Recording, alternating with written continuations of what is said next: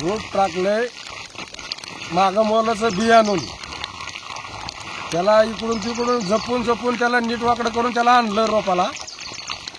आता लागवड चालू केली, त्याच्यात रान बांधलं, त्याच्यात खतं टाकले, सुपर फायफेट सगळं मरणाचा खर्च आला त्या खताला बी.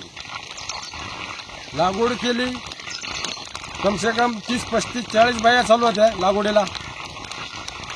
आणि त्याच्यातून कालच्या धरून 7 वाजल्यापासून पाऊस चालू आहे तर आतापर्यंत पाऊस चालू आहे. त्याच्यातून करेब करेब 6 एकरातून कांदा 2 एकर कांदा असं पाण्याने वाहून चाललेला आहे. तर शासनाला काहीतरी याची नोंद घ्यावी, याचं काहीतरी खर्च भरपाई द्यावा, शासनाकडून मंजूर व्हावा, ही नम्र विनंती आमची.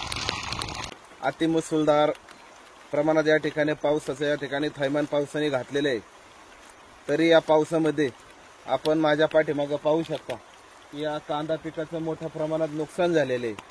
तर या कांदा पिकासाठी आवश्यक असणारे कांदा रोप हे मोठ्या मुश्किलमध्ये शेतकऱ्यांनी या ठिकाणी पिकून त्यानंतर वावराची बांधणी असेल, त्यासाठी लागणारे खते असतील, त्यासाठी लागणारे कांदा लागवडीसाठी मजुरी असतील, या मोठ्या प्रमाणावरती या ठिकाणी खर्च झालेला आहे.